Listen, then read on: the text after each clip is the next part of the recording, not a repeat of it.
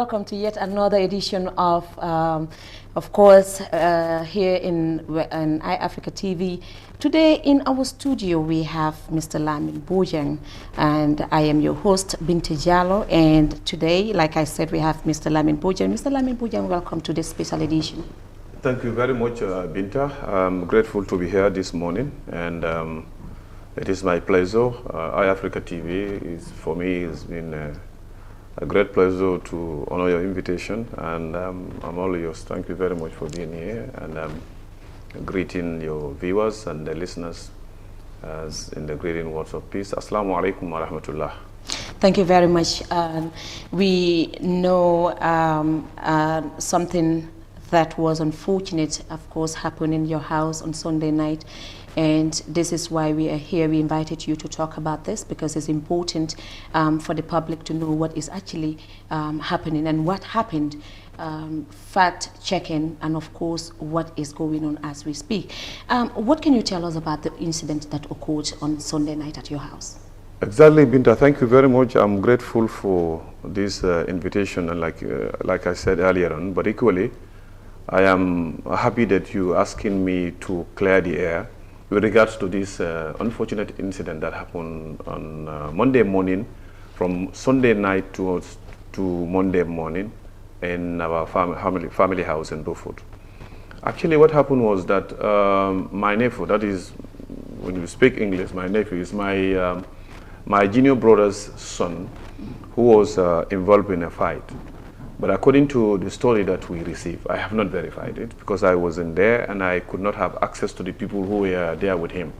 So, but what was said was that this boy was, there were two people who were fighting, and one of them happened to be his friend.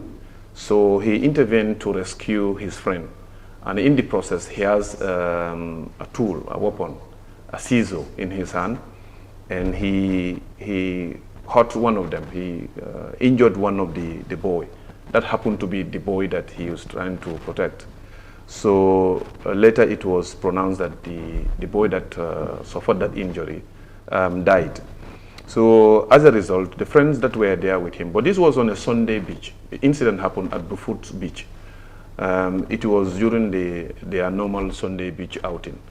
So that was where the incident happened. So they all moved from there to the town. So it was later that the boy was told that the guy that he stabbed or that he injured, subdued to his injury, that he died that particular night. So I think that did not go well with the boys that were there with them. But unfortunately, all these boys were under the influence of this substance, alcohol, drugs, and other stuff. So they went wild and they mobilized themselves in a very large group. And while I was at home, this was towards between 11 and 12 midnight. A friend of mine called me. In fact, it's the imam. He called me and said, "Are you aware of this thing that happened?" But before the imam, a brother of mine called me and said this was what happened in town, and be on the alert. I say, okay, that's good. So later on, about an hour or so, an imam called me and said, from my area, I have heard this rumor, and the boys are mobilizing themselves and they want to come to your house to attack the house. I said, to come to the house and attack the house for why? Why do they want to do that? He said, be on the alert, and I think they are on the way coming. So because it was about time to go to bed, I closed the main gate and we retired to bed. So just a couple of minutes later, these boys started, I heard very loud noise at the gate. You know, boys shouting, insulting, but I could also hear people hitting the gate.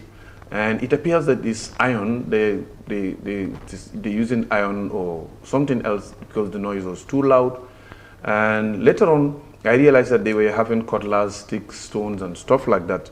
So they attempted to open the gate, but they could not open. So I guess somebody went over the fence and opened the gate. So while when I stood up from where I was when they were making that noise, I just peeped through the window and I saw that now they are in the compound.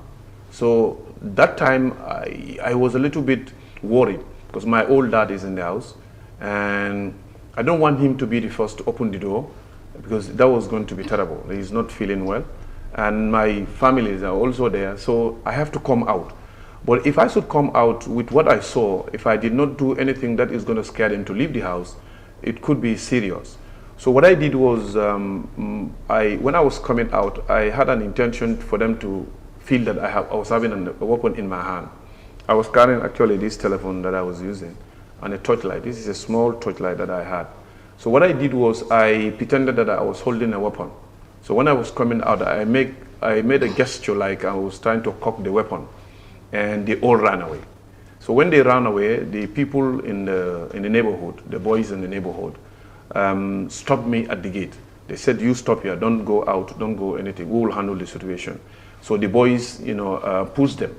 So a neighbor called me and said, "Please call the police." I said, "To call the police for what?" He said, "Please call the police to come over." I said, "No, these are young boys. I should be able to handle them." I insisted to talk to them, but then the neighbors felt that, I cannot do that. I should not have access to them. I should not come to confront them. So they blocked me and they said I should go inside. I insisted that I want to talk to them, but they said no. And they also insisted that I should call the police to come over. So I could not do anything, but one of them came to me and said, "In fact, I have called the police." They also, started engaging them. So we were there until, I think, 5 o'clock in the morning. The boys were, insulting, and they were all armed with cutlass, anything that you think can harm, stones, and they were showering insults from every angle. And with that kind of situation, my whole family got panicked, and they felt that there is a need now for us to involve the security. So, but I told them, these are young people. These are kids that are trying to vent out their emotions. They are angry that their friend has been taken this way, and we have to approach them. I have to approach them. But people will not let me. They will not let me go and talk to them. At this point, when this incident occurred, of course, as you said, he was informed that he killed somebody. Did the boy came directly to the house? And if yes, what was the step that you people did at the point? Yeah, that is a very important one, and I will make sure that I clear, those things. But actually, the boy is not on our direct watch. He's not staying with us. We don't even know where he lives. It was when the incident happened that we knew where he lived. The boy, he ran away from the house for months. We don't even have. He doesn't come to the house. We are disciplinarians. Our house is we do not know this type of life. But then the kid adopted this lifestyle. He chose this lifestyle, and we have done everything possible to rehabilitate him. And when the news was broke to me that the mom called my wife and told my wife that this is what is happening, and my wife said at one point, the mom of the boy came to our house, and I don't live in Brufut, I live in Brusubi. And I told my wife that she should tell the mom that anytime that the boy called her, she should tell the boy to go and report himself to the police station. And that was exactly what the boy did. When the boy called the mom informed him that he should go and report himself to the police station. And the following day, Monday morning, the boy went to the police station around, I think, 9:10 in the morning, around that time. He went to the police station and reported himself. So it was from there that hell broke loose, because that was where the boys, when he was going to the police station, the boys who attacked our house were at the police station. And he just walked through them and went to report himself to the police station. They saw him that he reported himself. He is at that time at the police station. So the boys from there, rumor started, circulating in town that I took a weapon and I wanted to kill them. So the boys at the police station, when they left the police station, they came to the house to attack the house. So when they were coming, somebody called me and said, the boys at the police station are angry. They said they are coming to burn down your house. I say, okay, let them come and burn down the house because I don't know what I have done wrong as far as this case is concerned. Okay, so we will come to the weapon part of it during the course of the interview. Right. But what we want to know now is the level of damages, of course, that happened at the house. Yes, when the boys came and accessed the house, they vandalized, the whole house. And I was inside the house. Our house is, the family house is just that if you just enter the compound, you have my house, that is where I live, and immediately on the right-hand side. And they use stones, knives, weapons, any type of iron that they use, because at one point, somebody locked the door. And these were my closest relatives, and there is a political connotation to it, and I will explain that later. But when they entered the house, they smashed all the windows, the number of stones that they threw on the roof of the house. And immediately that very day in the evening, around 5, 6, boys came there to assist me to fix the roof. A packet of corrugate was what I bought to fix that one. And they smashed all my air conditions, all my cars in the house. How many cars? 4 cars in the house at the time. And they also, anything that is, one can say is something that you place there to beautify your living area has all been destroyed. Did they have access inside the house? No, they did not have access inside, because what happened was that when the incident happened, people were worried about me. So there were some friends who came in and they locked me inside the house. They said I will not come out. I insisted and they held me in the house. So I was in the house. The only thing that will stop the stones from hitting us in the house, some of the boys were even hit by the stones that they threw in the house, was the curtains. Did they injure anybody? No, nobody was injured. Nobody was injured. It was the curtains, when you throw it, because it will hit the burglar proofs, and that will lessen the speed of the stone, and it will hit the curtain, then it will drop inside. Was this immediately when the incident happened, or the following morning? The following morning. And then the boy happens to already report himself? Reported it himself, exactly. Okay. Yeah. So what did the police do, like at that point? Yeah. Because the boy already reported himself. Exactly. Did the police take any step to protect your house? Exactly. So that was what happened. And when he reported himself, and the family members were also concerned, they were worried, and the neighborhood people were also concerned, they insisted that I call the police. So somebody called the police, and the police who came the previous night, or the Sunday night, were contacted again, and somebody gave me the number. Don't forget, I was in the system, and I knew how things go. I could have called the IG or the CDS or the intelligence. I have their contacts with me, but I thought at that time there wasn't any need for me to involve the security, because I thought I could talk to these kids. But this is your family house we're talking about, and your definitely. father, as you said, that's right, is someone who is sick and in the house. Yeah. Don't you think it was rather necessary for you to contact the police earlier? So I succumbed to their demand at some point, and that is why I called the military, and I called the commander, and he responded immediately. Had they not arrived, let's say 10 minutes or 5 minutes when these guys started, because when they now, they overcome the boys in the neighborhood, they overcome them. When they overcome them, they were also able to open the main gate. They opened the main gate, because they used, I don't know what, it was just yesterday afternoon that the welderman came to weld the gate. So when they now have access to the house, they could throw stone anyhow. So at one point, when they were the only one who were in control, because I was in the house, I could not, rescue or, free myself from these people, from the grip of the people who gripped me. They now demanded, I could hear from the house, where is the petrol? Where is the petrol in our local language? Isan Soli, Isan Salna Manana. So like, where is the guy that we sent to go and buy fuel? Where is the fuel? And that was the moment that I went wild, because I felt that the police are not here, the military are not here. These people are going to burn down the house, or they're going to burn down all these cars here.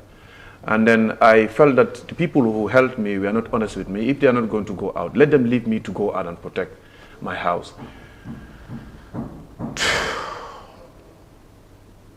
Okay, so you take your time. Yeah, I think you're emotional now, but take your time. That was really a bit emotional for me.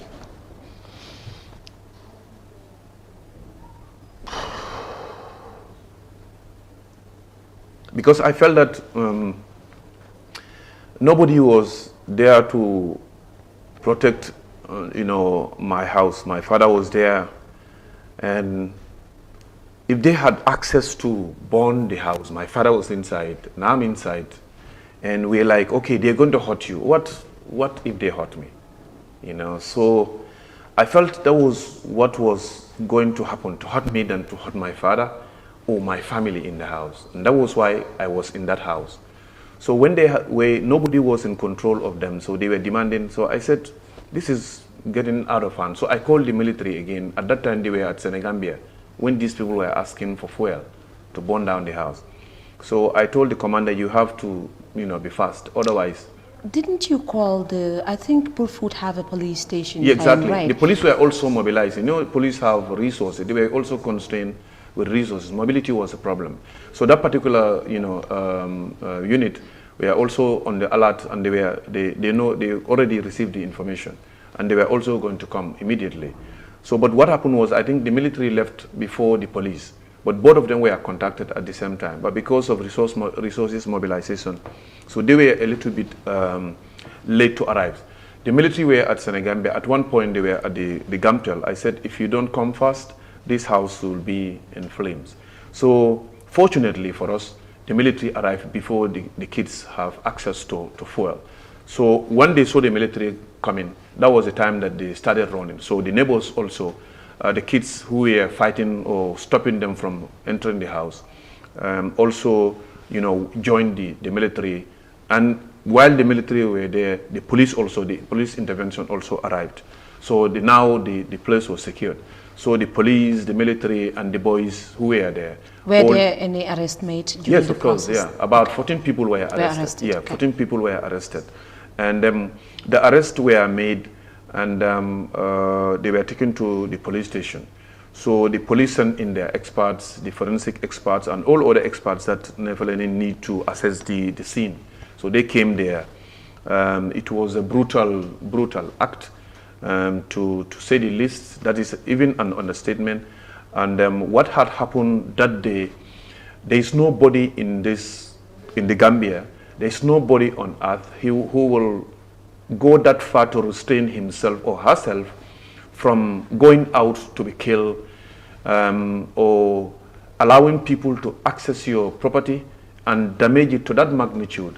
And yet still people are telling you to calm down. People are telling you to calm down. People are telling you not to go out and intervene. It was a very difficult moment. Do you still feel threatened, or is the situation under Not at control? all. Not at all. I don't feel, until that day to date, I'm only worried about my family. Do you feel your family is in threat? My family, yes. I am concerned about my family now. I'm really concerned because what are some of the steps that you're events taking to make sure that your family is safe? Yeah, exactly. And this is what I have done. There is a defense council here, and it composed of retired police officers, military officers, and there is a need. It is only in the Gambia that a retired general will retire without physical guards. And there is a need for me to be physically, my guard is supposed to be provided by the state. And for the kids to have the gut to go and attack a retired general's house is suicidal. To say the least, it is suicidal. What I did was, after the incident, some people contacted me. These are also security experts, and they're concerned that there are other people there. There are retired CDS, there are retired army commanders, there are retired generals. These people, the state owe them their security. They're supposed to be secured by the state. It is not, we have to take politics out of it. These people sacrifice for the country, and therefore, if you reach that level in your career, you should be protected. And I have... Does this mean the state have failed in that? Yes, I am sure. That is the case in this case. My car was burned down in my house, and you know, my career has been very, you know, challenging. You know, people think that I have been living and enjoying the military. My career has been very challenging. You know, I do not want to call myself as a victim in the uniform, but those people who knew me will also tell you that it has not been easy for me. I have gone through serious challenges in the military to survive to that level, and people just will punish me for nothing. You will just hit me for nothing, and I have seen that now than even before. There are certain things that people will attribute to me. Bufut people, my career, when I'm in the military, they do not know me. They don't know me because I wasn't staying in Bufut. I spent most of my time outside. So they don't know me when I was in the uniform. And I am God-fearing somebody, and I apply that in my job. So I don't take advantage. I don't want somebody to cry because of me. I don't want anybody to have any issues. I have put my life on, when it is tough, that is the time that I come in. And that is the type of person that I am. I was going to put my life on the line for my family. If I was going to die, no problem. But the problem was that at some point I have reached the point that I knew that definitely, these boys who storm my house, some of them will come to my house. And I will give them money. I know that they drink, I know that they smoke, I know that they are bandits. They come to my house, they sit in my house, and I talk to them as, you know, we are all from the same community. These are the people who came to attack my house. But knowing they are bandits, knowing they drink and smoke, why would you give them money? Because at the end of the day, if you give them this money, they will use the same money to go and do these things. You see, if I'm in uniform, I'm going to do another thing. I will try to be part of their rehabilitation. I will try to, you know, maybe create a path for their rehabilitation. But now, I am a politician. Do I have to only expect, you know, good character people around me? Do I have to expect only disciplined people around me? Do I have to expect only people who are disciplined around me? No. What I expect, what I'm thinking is that everybody is invited as far as, in the Gambia we have all characters. And if you're looking and you want to govern this country, you would expect that, you know, you will also come across all type of people, good and bad. And in my view, that was what I tried to do. But, you know, even during those interactions, I do you know, share my views with them with regards to the kind of thing that they are involved in.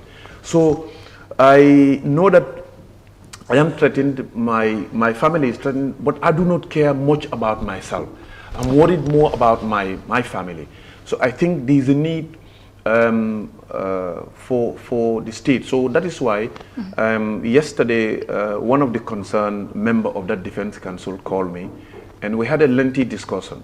And it also, the discussion also touched that part of giving us that kind of coverage or that kind of protection, because we owe to, the state owe it to us to give us that type of protection. And I think that's a necessity. And I said it to my interview, one of my interviews. I was alleged to have used, or maybe have a weapon in my hand. We will come to that. Okay. We will still come to that. Okay.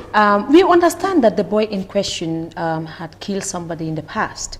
And also, what did you do as a family to rectify this, to help the boy to be a better person? Thank you very much.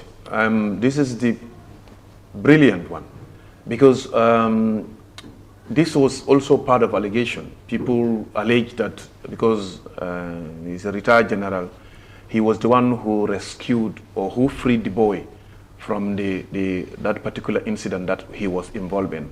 And I'm happy that I'm here at iAfrica TV, and I'm going to put the record straight.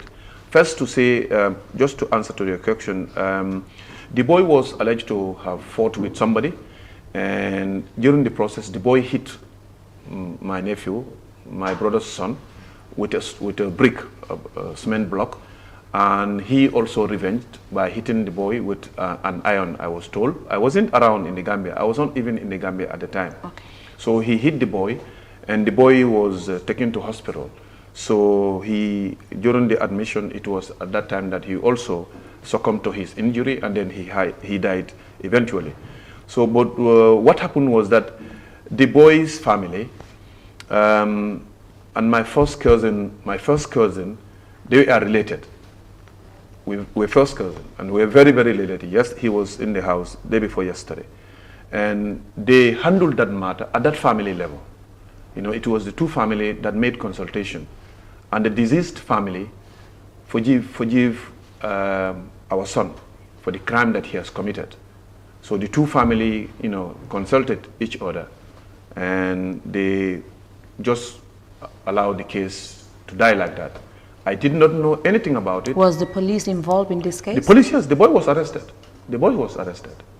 You know, but I think the because law killing somebody is a crime, and but the law of the land also permitted that if you can resolve your differences outside the court, I think the courts also, the law of the land also permits that. So that was what they applied in this case, and the boy was freed. What is important is when the boy was freed, what happened? What has the family done for the boy? Before that particular incident, like I said, I do not live in my family house. When I was in the military, I stayed out. I was outside. So, but my family is my responsibility. I'm the one who was taking care of them. I'm the firstborn, not the firstborn of the family, but first male born. We are 6 in number, and then I'm the one who is taking care of the family. So, but then when I go home, you know, I will, you know, leave home as a member of that family. So it is during those interactions that I realized that my brother's son is adopting or taking habits that are contrary to the norms and values of that family. So we were all worried. My mom was worried. That is the boy's grandmom, and the father was also worried. The grandfather, the whole family, let me put it that way, we are worried about the behavior of the boy, because what we noticed at the time is that he used to steal from his grandfather. That is my father. And my father complained because when I was out, my father was living in my house where I am now. And it was very sad, but as he was aging, the boy will steal anything that he kept. And we don't know how he did that. But my father will have money here, and then to him he has hidden it. But the boy will take it. How he will do it, we will not know. So when I got the message, he was in school, he was going to school. And then in that school, there is a teacher there who also lives in the neighborhood. And when the matter reached him, the teacher took the matter of it to be his, because we are all family members. So he will make sure that the boy goes to school. He will make sure that anything that is of that nature, and then the boy is involved, he is punished, like how the school rules are. And at some point, we realized that the boy was getting loose. But the fact is this, let me just say this before I proceed. And that is to say that the boy, my younger brother, and the mother of the boy, they are not married now. They divorced when the kids were young. And that has caused distraction in their life. And they were brought up they were taken care of by my mother, who was old. The grandmother. The grandmother, exactly. Okay. So when the boy was going to school, we noticed that he was not serious at school, and sometimes he will disappear. Where he goes, we will not know. So in the house, we will apply, you know, our form of discipline. You know, sometimes we will beat him to caution him, and sometimes we will sit him down to talk to him. And almost every family member was involved in that process. But at some point, I felt that, okay, if you're not good at the conventional schools, let us try the madrasas.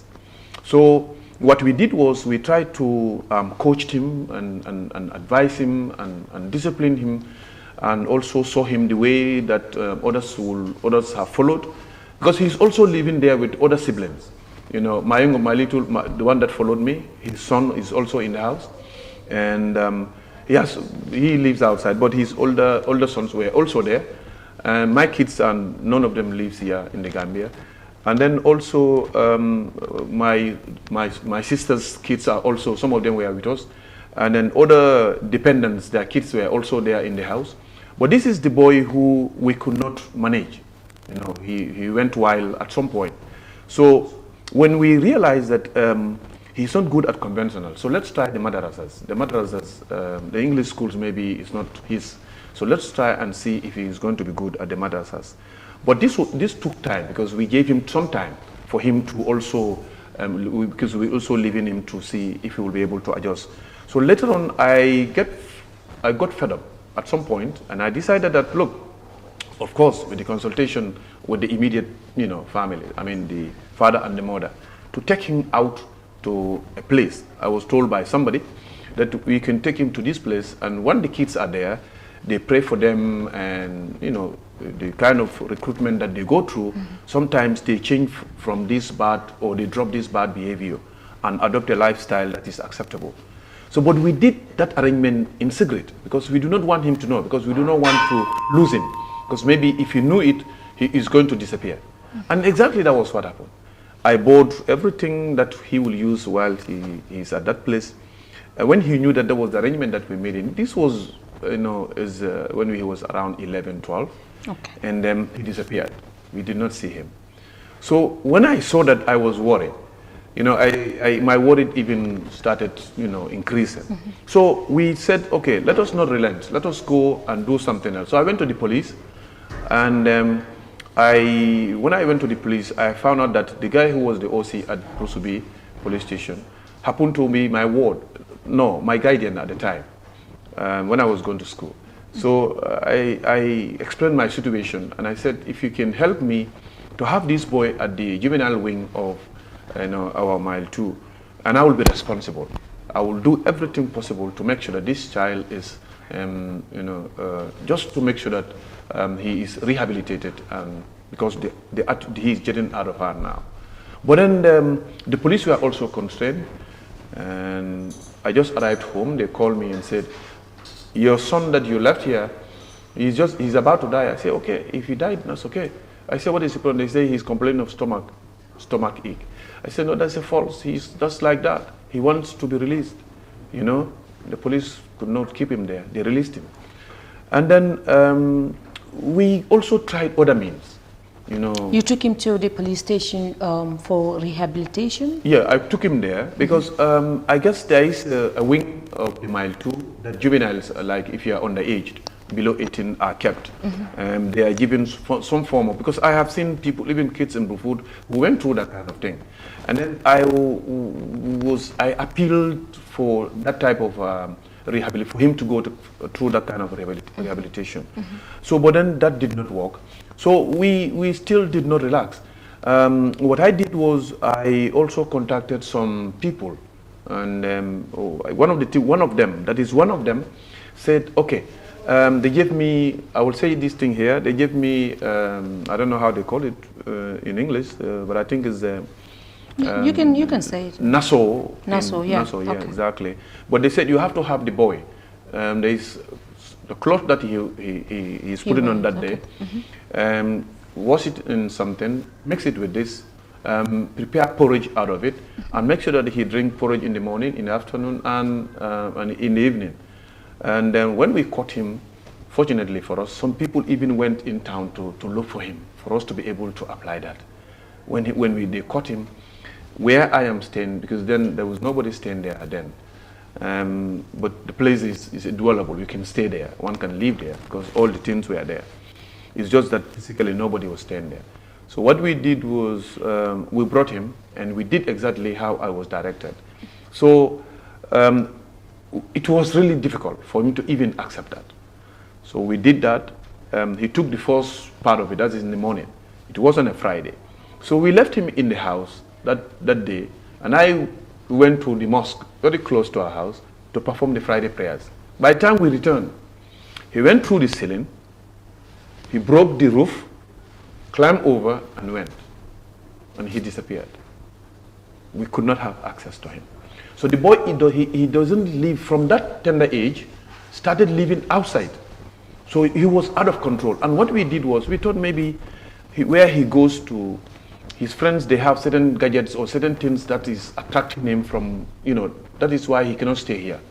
So I furnished his house with beautiful chairs. We bought him television, we bought him nice bed, we put carpets, bought him telephone, and make sure that, he stays in the house. We thought that was also going to assist in the rehabilitation. But it's not my son. I have a limitation. There is that far that I can stop, or there is a limit that I can go in his rehabilitation. So that is what we have tried to do. But I would say he is your son, considering the mother and the father divorced, and you are the elder brother to of course, the mother. I think you're responsible for him. That is correct, and that is why I'm able to explain all this. And I was involved. I took care of him and his father and everybody in the house, and that is why I did not relax. I want to make sure that he is disciplined, because that is what we know. In the house, the father is not known.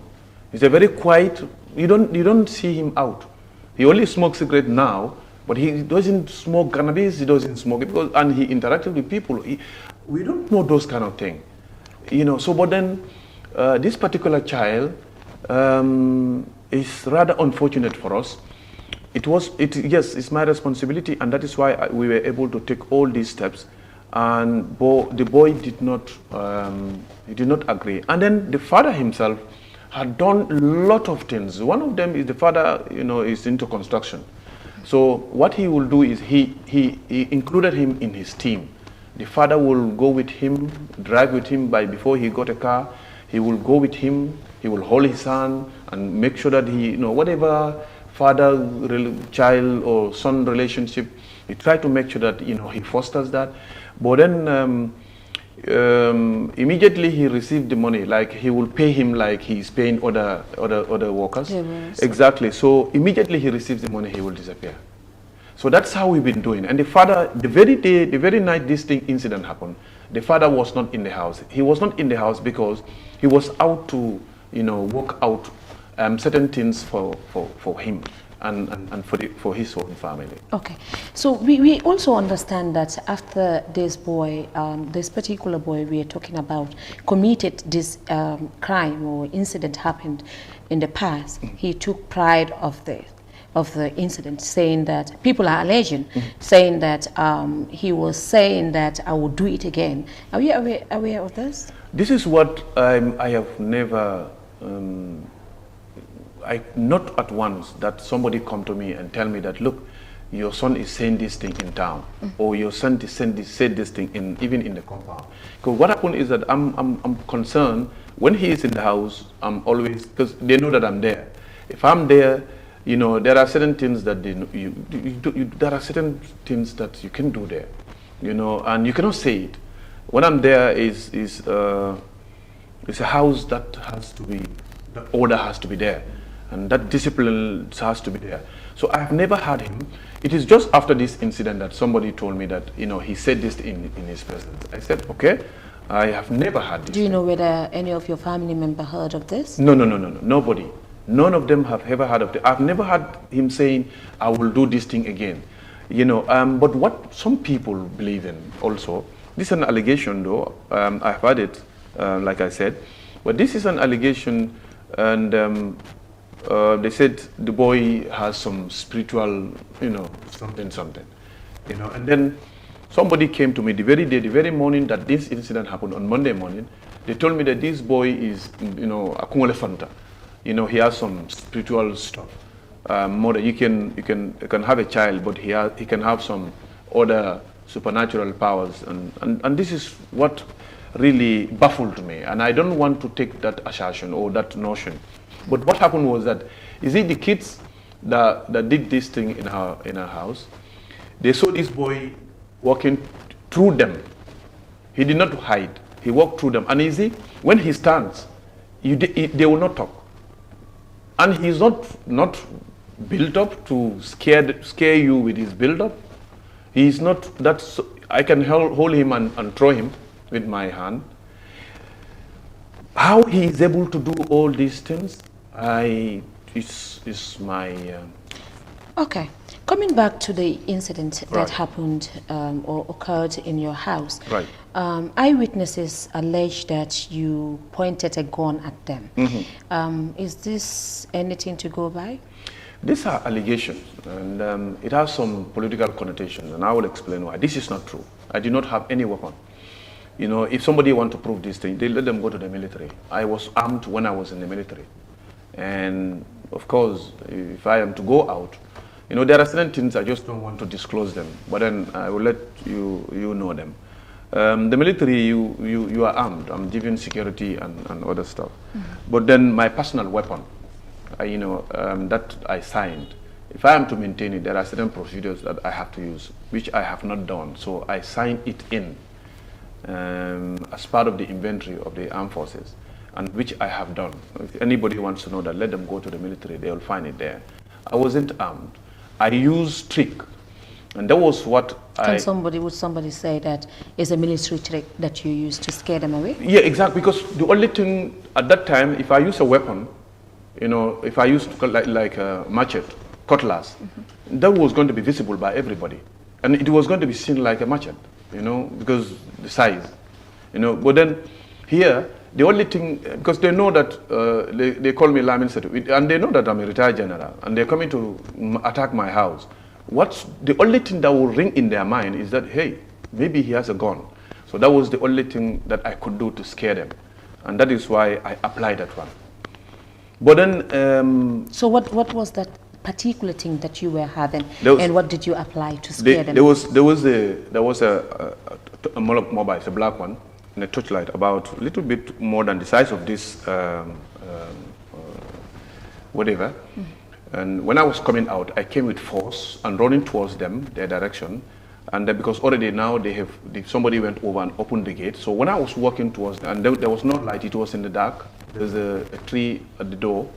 So immediately they saw me coming. I was doing that gesture shows that like I'm cocking a weapon.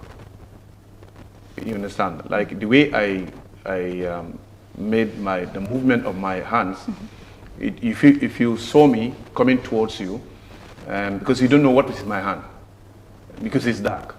So what was that in your hand? That's what I'm saying. I was holding a mobile phone, okay, and a torchlight.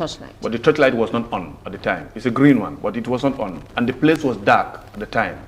So I did that gesture. If I have a banana in my hand, it would have been easier. You understand? I used those tricks because, like I said, they knew they're coming to visit. They're coming to my house, and this is a retired general. You don't expect him not to be armed. So if I use a cutlass or I use a stick, people will see that I'm having a stick. No, he's having a stick. He's having a cutlass. You understand? But if you say that I'm having a weapon, of course, that is what I want people to say. That is what I want people to see. That is the only motive behind my movement. The idea and the objective there is for them to leave the house. But if I take the cutlass, they are holding a cutlass. They don't expect that when they visit the retired general, they're going to find a cutlass in his house. No. They don't expect to find a stick in my house.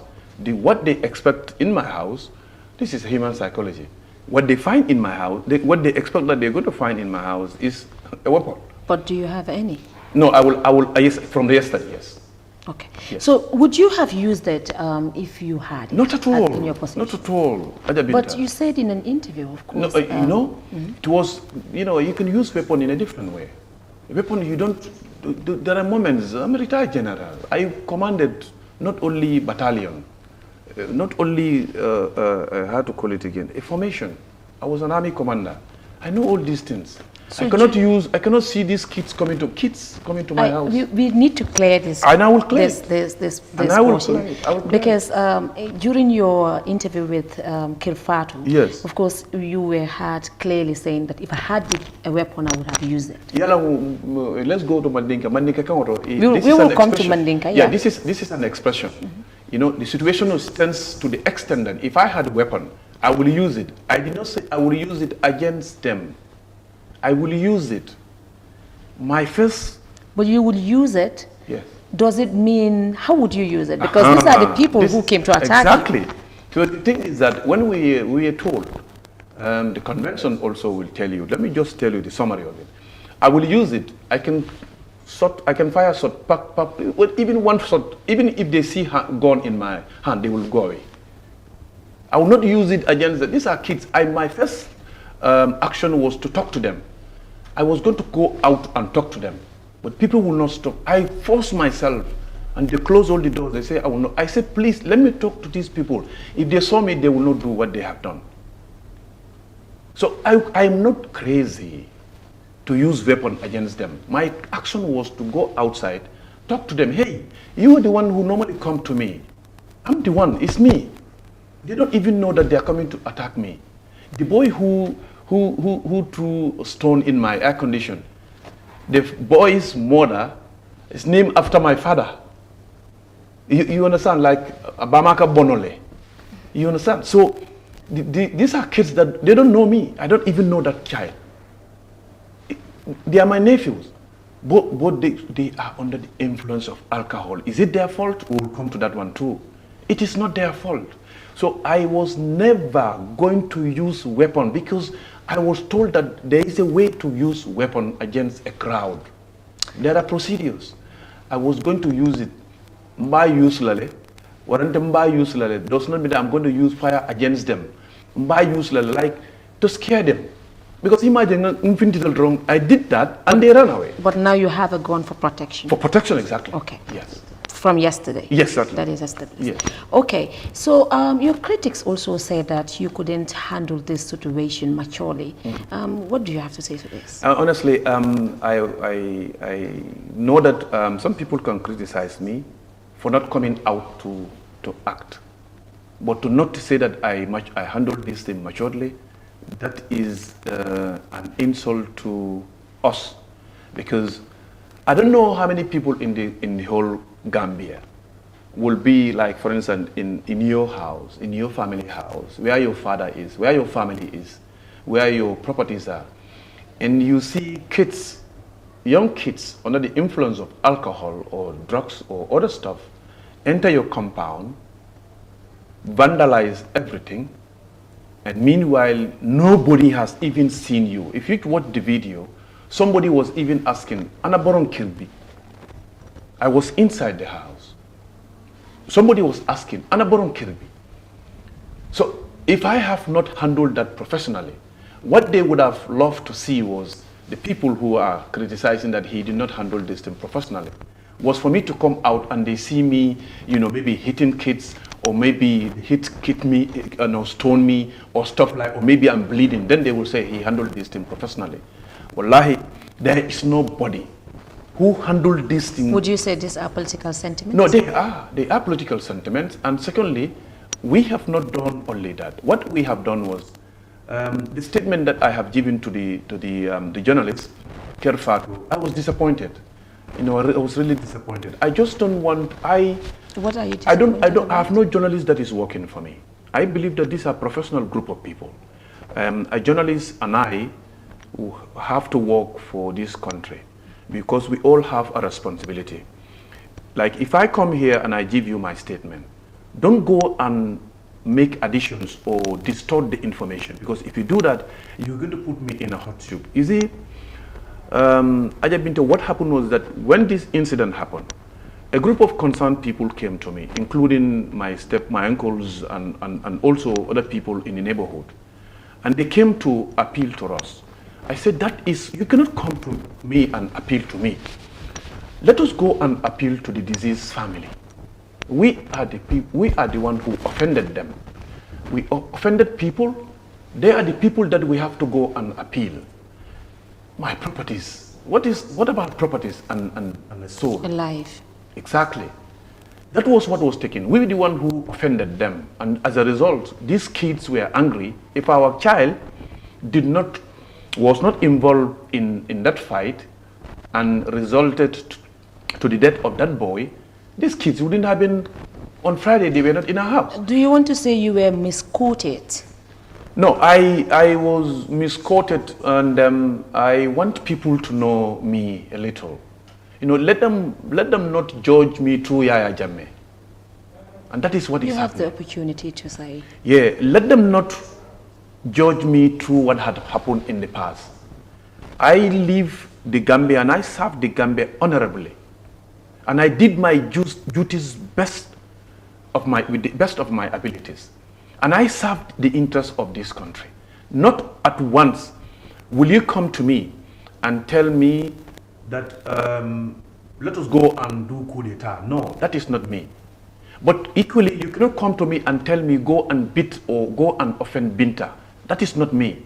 And none of my troops, since I started the military, there's nobody who will say that Bojang's family member went to the police station and he went to the police station and took advantage. There's nobody. If there is somebody to do that, I will give him $1 million. Let him come to the house.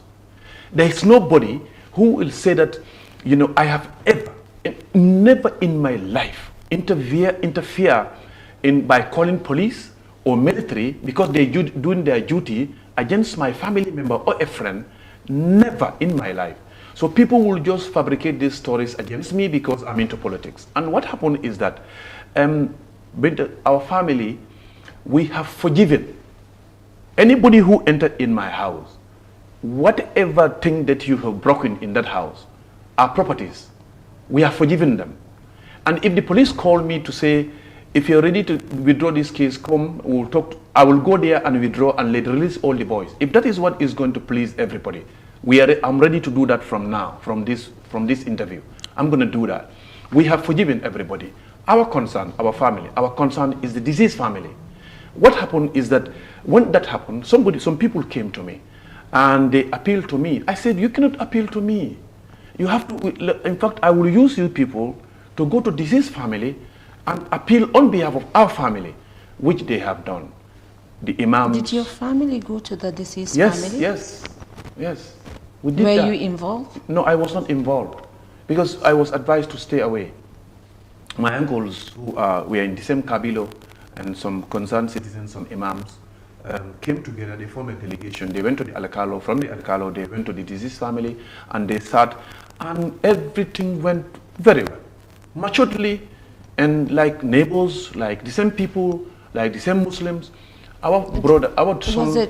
Was it to withdraw the case in particular, or to forgiveness within families, but still the boy in question would be, of course, taken to court? This is what is my position, and this is the position of our family. And what I said initially was this: our child offended your family.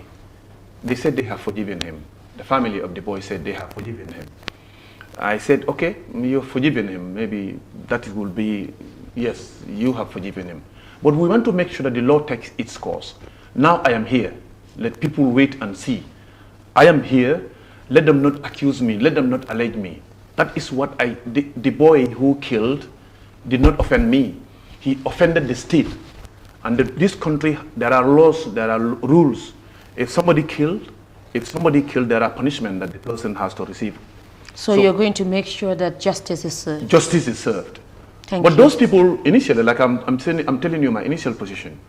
Now, those people who came to our house, if you spoil my properties, I have forgiven you. I don't want you to do that. That very evening, I started fixing the roof. I started fixing the glasses, alhamdulillah, and I'm going to fix the cars today, inshallah. But what happened is that I have forgiven them. For them, I have taken that responsibility from them. But they also offended the state. That is to say that they did a trespass. You went to somebody's compound forcefully and vandalized. That is against the laws of this land. So what people want me to do now, people are listening and they're viewing. The hypocrisy involved. My child was involved, and I will make sure that the law of this land take its course. That is General Bojang in uniform speaking. The law of this land will take its course to make sure that my child is punished. If he's going to serve the rest of his life in prison, he will serve the rest of the life in prison. But the people who came to me, they spoiled my properties. The family we have forgiven them.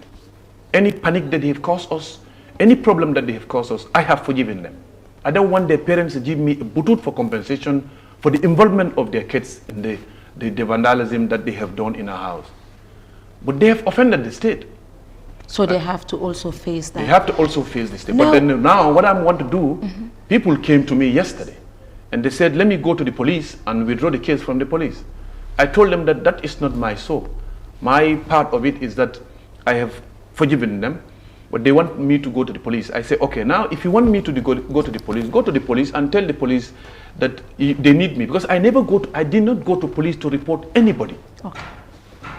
I went to the police because the police called me and they said, come and give your statement with regards to what happened in your house. I called the police, Gambia security officers, because all of us, we have a constitution that the president is in custody of. And he is the one who has to make sure he applies it through the machineries that all of us have agreed to be there. When incident of this nature happens, we fall back to our securities. And that was exactly what happened. I called the police, they used our resources, the military came, they used our resources, the CIDs came, they used our resources. So I went to the police, they asked me, why did you call these people to come over? And I gave my statement based on that. I did not go to the police to report anybody. And I did not call the police to say, somebody is spoiling my properties here and come and protect them. Never. I called the police because our family was threatened by young people. And I'm happy that you give me this opportunity to clear this air with regards to this particular question that you ask. Do you think, as a presidential aspirant, do you think this is going to affect your career? Not at all. It has nothing to do with me, because people who are listening, people who listen to me and also saw the incident, in fact, it's going to be a lift. Because what has General Bojang, what is my role in this? What have I done in this wrong? What have I done in it wrong? Is what I'm asking, and many people are asking. I did not do anything. My child was not involved, my biological child was not involved in this.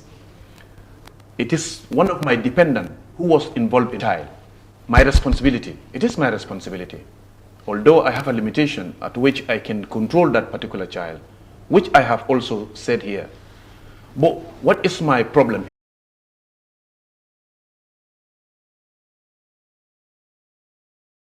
What did I do wrong for me to be punished this way? I did not do anything. The fact that the boy came from that house, like I said, I make sure that he report at the police station immediately. And I was going to be part of the people who were going to search for him. But when they told me that he called, I used that also to make sure that the mom is alerted, to make sure that the boy go, and that was exactly what he did. So we did not contribute in hiding the boy. We did not tell the boy to go and harm anybody in that town. But we did not tell the boy to do that. But the family of the deceased also did not tell these boys to come to our house to come and cause this kind of mayhem. So what is my role in this? What did I do wrong? What did I do wrong here? That is what Gambian people want to know. Okay. And that is why it affects me not. And if anybody thinks that he is using politics in this to stain me, you have made me heard all over. People called me everywhere. They heard me. And they were happy with what I have said.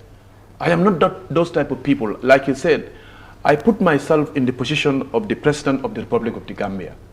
If I am the President of the Republic of the Gambia and my dependent was involved in there, how am I going to handle it?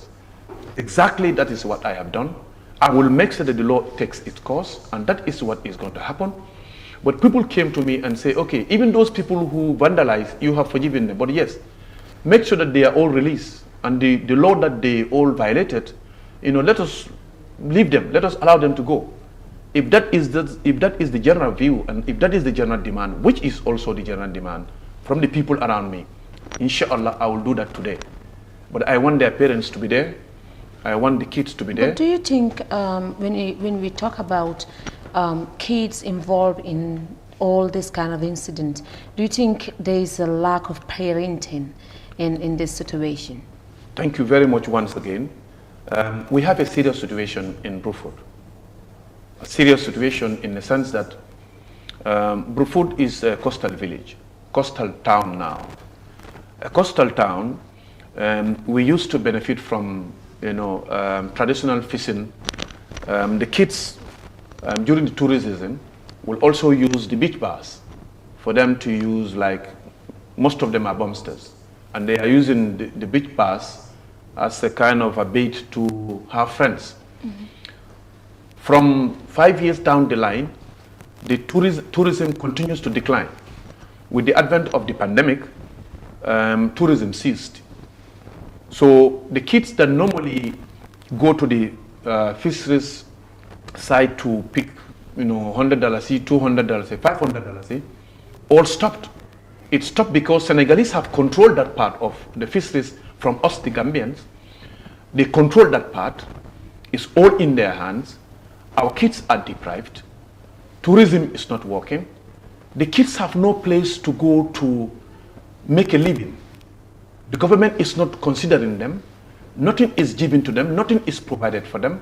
Their plights have not been, their conditions and their situations have not been addressed. What the only alternative that they have is to hide behind substances, alcohol, drugs, cannabis. And where they do this thing is during Sunday beaches. We have a situation, a serious situation. The serious situation is that our place is plagued with bars, ghettos, and whatever, who were not born when those ghettos and bars were there. And they're still there. Those ghettos and bars are there. That is where the recruitment starts. And it's a concern that today the Gambian youths have an issue, and the issue is aggravating. And it is about time. When I tell you that I'm going to Sunday Beach, you will think that maybe we organize stuff, snatch, drinks, and we're going to the beach to spray our mats and have on a nice, beaches, and in evening we retire home. It is no more like that. Blend in on a Sunday evening, go to Brufut Beach Bar on a Sunday evening, stroll around the beach bars in that general area, and you see what happens there. If you come back, you'll come and launch a program here for us to close those beach bars.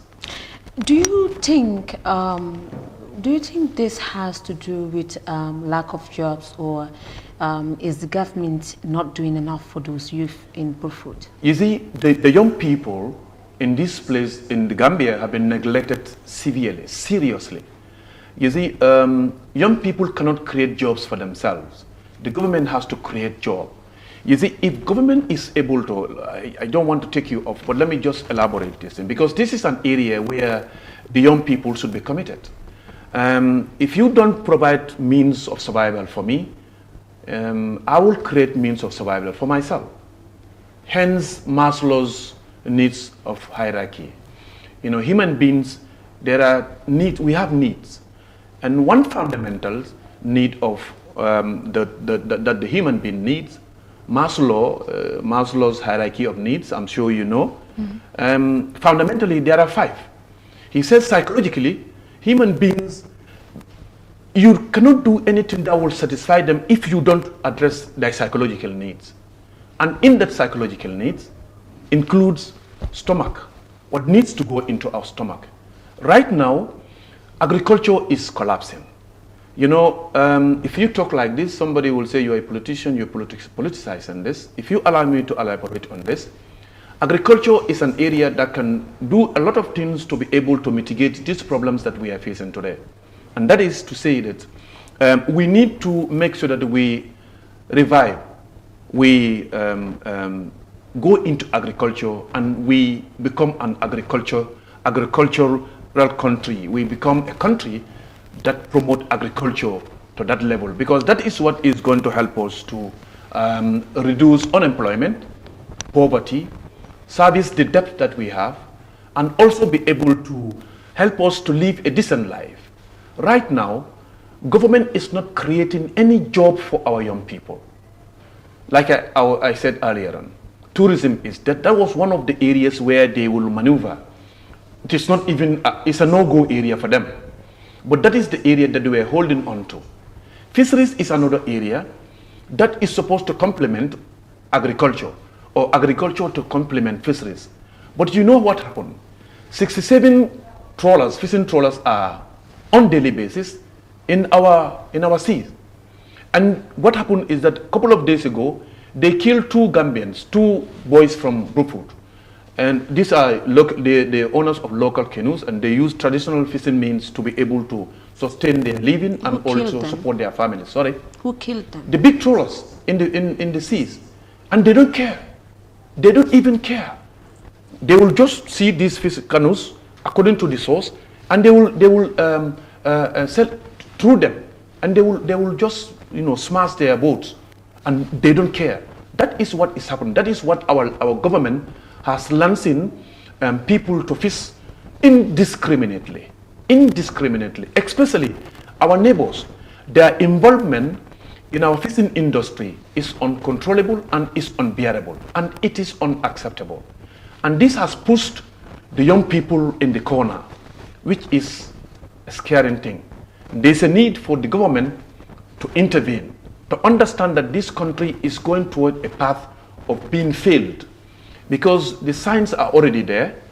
The young people are not given the opportunity for them to be able to excel, for them to be able to innovate, for them to be able to communicate, for them to be able to connect. Leaders, this is one part of leaders.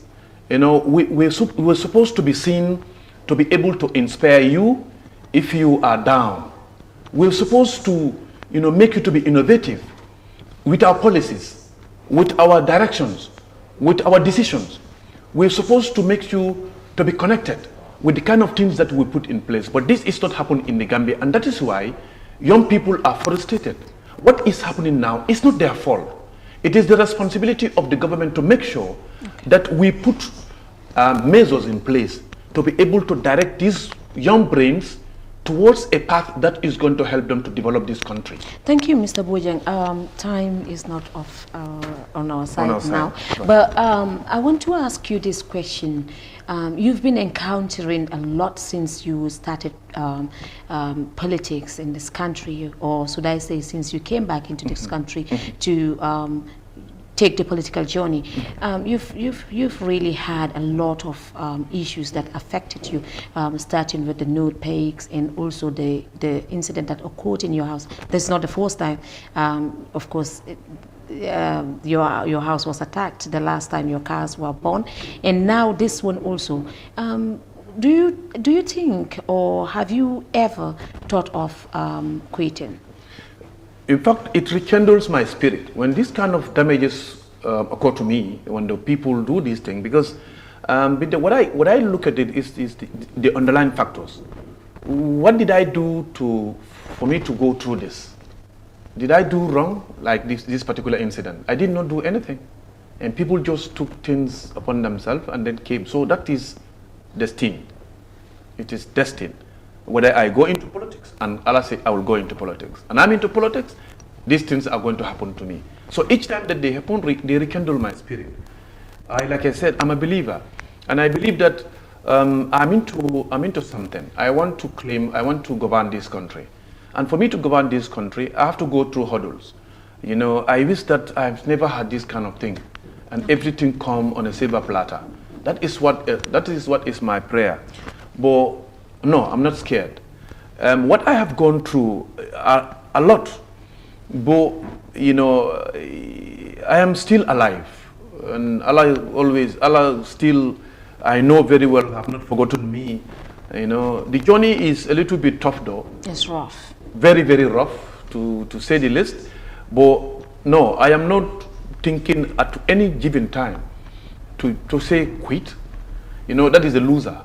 In my and you're not a loser, I guess. All. Okay, so what we will do now is go into a little bit in Mandinka and summarize. Hence, the people of Brufut, right. I should say, is a Mandinka community. That's correct. So, badingol bal kontonna al tolnal kontongola aning bal kontonna fanang alla jibir nyani mato alde ay Africa TV la jibe kam bidu na min sotam na studio to wolem General Lamin Bojanti mi yalon ko atelem the party leader of Alliance for National Reorientation and Development Development Party kuto mi yalon ko alota ama me bake fana of course moli yalon ne min keta nu nyin dimasi tambila mo mi yalon ko wolam akoto adoma dimoti e ko wole mota aya fa bijoto so mol min yalon ko youth sol min yalon ko wolam dinnol min yalon ko e benunje o yele jorangol ci ka inata e walling ila kordato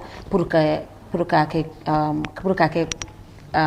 ka make sure that comme itol fana yela anga itande wala nyinti la kamfada mba Mr. Bojang bulala pour na summarize mani ka katu na wato min soto sutiata back afumo le dorong in summary bine fon keta jeto exactly binta abaraka mbele jiber la ning lamar la mbe tentula be jayla min keta dimaslingo suto la talantan nin killing talantan nin flama fonga molle en kolnum e konye ko nyine be kerin ko idoma dingma nyin anim mo dinol min tara badato ko nin dole kelata nunje kuma kan min moy wala nyinti ateka min ma koy pour ka akanta warante ala terma wala be kelola ala te pour ko le fasa wo kelo nyin konele ati joron min babulu wala nata wo ala wo kafunyo ma nyim fa so kabri nyim moli en kolé nyim fonye e konye ko anata wato do soto e konye ko anon dindingulu ni mini bijeto say wol fele nara sate kono janne parce que kabri wo keta fan dindingu nyim fongo malon fon faye mo sole ban suwo kono le anata lon ko kabri ya fay ko dindingu nyim fatale anata lon ko mo sokete abulle so wol kono le mol natan commande nata nyim kumo kibaro nyim fonye kabri kibaro nyim babo suto lo mo anin nala wato sita onko okay bari anata me demandin na imamo natan commanda ko nyoko bari dindingol de ibe nyo kafuka nyo kanyanne anu ngaje ibe dami be sirarinne imantre fango bulu inin dokol ni murbal ni berol fele ke kanaje le bina kanne pour kana ladula ni attaque e ko dindingo nyimba la suolo kono lefta min fulo ko indi la wolo nyiti ko dindingo ne namantara sterin to la suo kono namantara sabatren suo kono kabira tata ala kunjalla atara le fafuta tembo dota abota suo kono le parce que lefta pour ka kulu nyami amam pare ko kululu nya silol lelta so wo kanne amantara sabatrin suo kono abe nyin ko kala watu mena amantara sabatrin janna be nyin ko kala amantara sabatrin suo kono nyin ku ke watu lan to le fon nata ron abe sabatrin mun tolto so wo suto la dinningol nata suo kono e ko be je janila barata nga korda bunna nyin soron ngaje ko molo nata sawning sansan wala kana korda bunda nyi yele watanta bu bunyi ko ne go bunda li palay ba jijila nata je ko nimman finti jinjang askelono le ta tinyandiri ke jam yalan ko dala dalbe tambilale so nata finti bari nawo finto kono ngam ma nyale ke min satan dile ko iba mirale ko fo kilo le be mbulu bang so parce que ibi kata min ya o nyama e fon yalla ne ko e kata rita general la ya so rita general ni bitaya na psychologically ko like na miralo lo futato do ron pour ko ke sembo de kaka funna ferele kan mi yalon ko abatina no pour finti suo kono so kabrembe finti lan ko nin do ko finta jang ni bitari ta general ya e me nyilla ko do ko lo nyande tarabul warante murbar nyande tarabul warante kudo so ngake nyama mo balo min bembulo anin tojlaito parce que wo wato la courant man sotono so nga akenya minna di bokon lo wato nim roso min finte ka ngambulo ke ko kidole be mbul mi yalan ko dal mbake ka nyamala pour que so eta fonko nyinkono so nim boro fintide kan fo bunda dato den moli dolu bi je mi yalan ko dan ya dinni wollo ma ani mini be silo kan jeto wol ko nyako ibula ndolbe handulla ko no alim bula nga diamuye la fa pour que diamuye pour yalon bo dinni wol man song anin ki modol wo diamo ko na modol natanan alpha dol natanan e man son pour ma findi wo musutol so mbole kono modol nata je konyo koyno yamane polisol commandé nan ko pour polisol commandé nyindi newlu fongo dollo muti mino ndi mbari ngolom dolti amanjare pour nga polisol commandé so ko no alim bula nga diamo ye mol man son pour nga finti pour que diamo di ngolé so mina nata ke itol nata polisol commandé polisol nata wo suto paramilitary la special branch nata nan so ini bige wala nyama fo 5 o'clock after 5 ngamara fo 6 nyol dol ba ye dinniwol dol muta ye samba police ha wo suto man dinning arrest o somole dinniwol arrest okay. So bara mine keta kabari dinniwol abu na musona tan komanda konye ko dinningo ba ma nata komandile anata je fanan nka ko sai wo betata baka fo dinni afa ba mai ko nin ay ko dinningo nyi ya komandile afa ko ay taw report police station nka ko afa ko ay taw report police station sai o suto fango bari mine keta binta nyina to ko fanan ko fon fo tuba kanto mine keta i mo fulale bije mini yalon ko police oli yemuta wo suto bari mollel fanan bo mollel benta wo dula fanan to mini yalon ko onna ko police lo moti wo onna ko police lu wollel be wol fanan be balato lo walon ko nyinkate i nyala je so inata boyo do muta wo suto fang so e min kibar follow min nata nan ko ntolu nyin dingo fang mang nyin so atama nyin barama bari atada fo anada wato dola inada fo ko atafangale yake so kabari yo fo ntanga jele muta ko atela yake ake amake atola fota aita police station to ning police oli le kisikisiroke mbalana na mimbe keri so wo so manda because mote mo barama nola ay mo so ima kalamta ko imake ibebe nya ibebe sira ni okay belo sira ni time bele be sira ni wato so sai akata wala nyama dinno nyin kibaro nata futala ko ay ta report police station so wo suto police ol bolo nyama e nin nyin dinno lu fo tala lul kabem police ol tata na mol mimbe jeto fana wol continue da ka dinno mutaje pour kana futa so kono for the following morning ubare wo following somanda nyin fana tane lungu somanda ata mol tata do ko de wala fana na kem ne ala menta benoti parce que ning ata ko no mol dinno le be ma fon lo wato la dol tata la mason do ko dol tata la do ko la so je silo be kid la nyimbe kidiri ne wo wato la so mineketa dinno le nyin kabirin dinno nyin tata police station to pour que ta report aya tarle nyin dinno le min nata pour so ko pour que je attaque tane lungu somanda la ayetara police station to jele abe dunkam police station nyin kono adunde police station nyin kono pour ka fam arrest pour ka fam report report okay. police ol nata okay so suti yala kam don because na time o bantala sai me dami tenti man time o so to koteke tinyaro fo min kita je adango be nyaade tinyaro min kala je asiata bake bar ntulbi ko tinyaro jibe parce que lefta pour ko jele bamman tinyandro nyim man kuma en toliya koteke min kumata hani lum folo la tinyandiro keta somandala kabirun sojoro nate be aresol la ni police ol ngamin foy wolo nyinti ko ntolmen ni kuyale ben tolla be sunurune parce que mole niyo bota ntolla mo keta la sababoti wala keta ntolla toroti wala keta ni kuyati andun toluk bole mira kam min tinyada sokona siata bari manjeje ntolla man dingo ki praita mo neng sate kono sako mo fa bari min fana nata ntolla sokono dinni ngoni men fata ala alfal meki pour yana nan so kono pour yana o masi o problem sifa sa mananje so min keto nyama ntolde alfa fulol nata wule dinni ngo ntolla nata alfa le wulande pour que ta dinni wala alfa le kam dinni wala alfa nata fako e yam fatale annun kay kabirin iko e yam fatale ntol family fanan ko e yam fata dinni ngol bele momo yaran ko dala tinyaro ke ye motollel tinya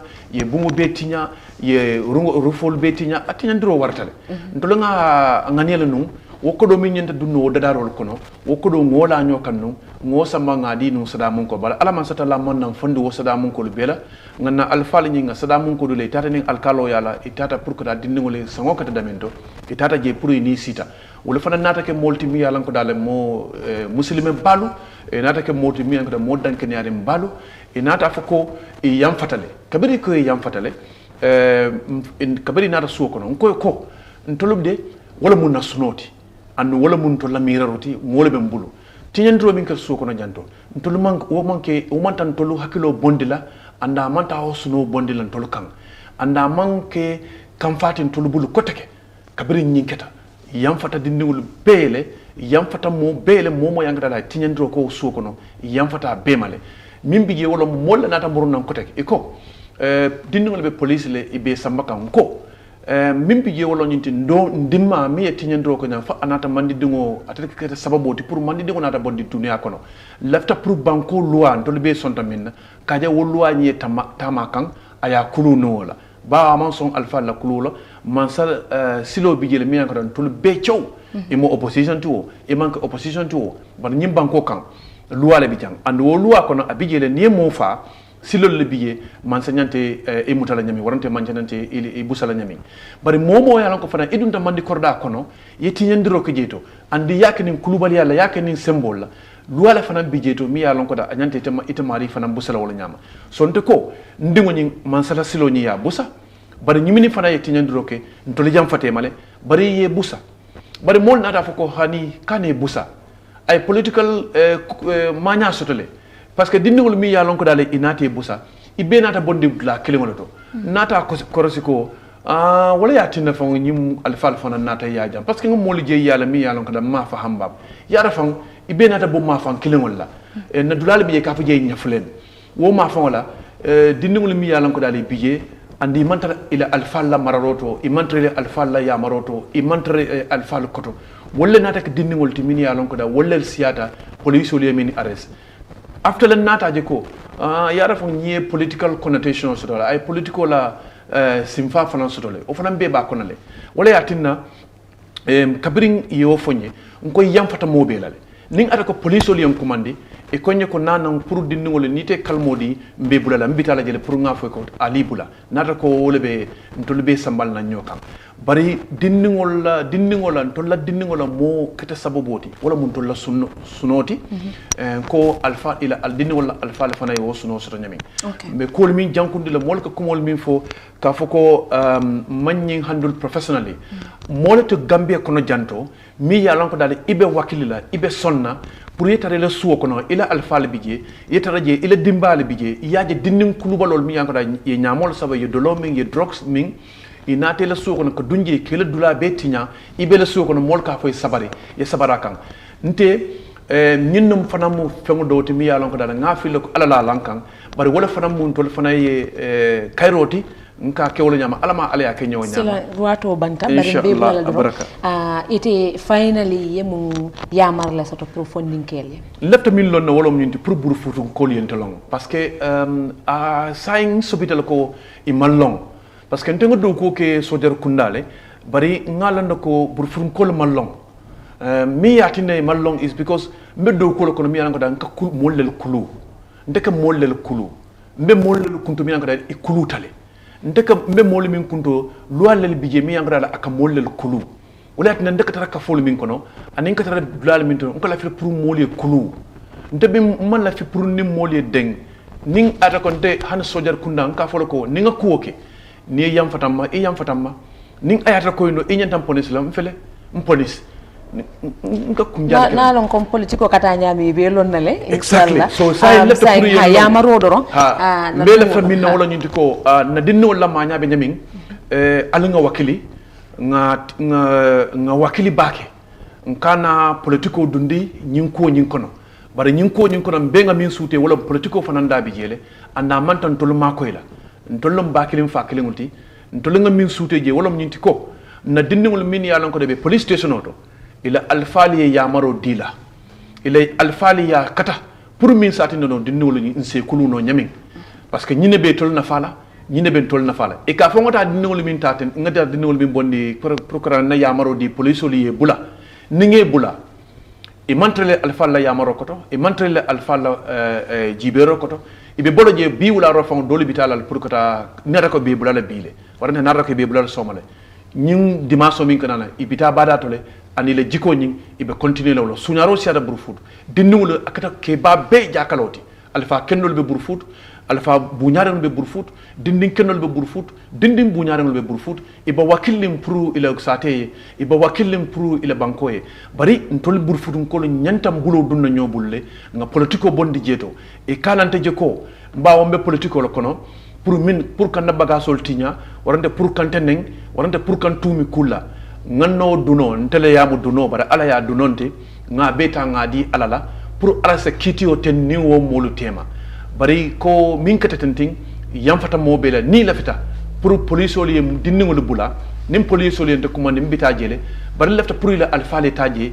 nga si nga kacha kola pour asakenteni to libe na fati pour min satina no ni sifa kana ke kotenke be alfal be danila pour isa wakili ya wakili nga time soto na dimbali nga de dimbali fana nge kulu parce que dimbayo dimba alfa ibe jawya lale pour le dimbaye li betea ni kebe betea ibo tambindi le dimbali kan ila dimbali te betea la anu soma itetna dahala mbo kuma kan fule mbal tentula mbatul fana jayila aya Africa TV spécialité ajabinta anin alla timo be mba fala mo be ko assalamu alaikum wa rahmatullahi ta'ala wa barakatuh.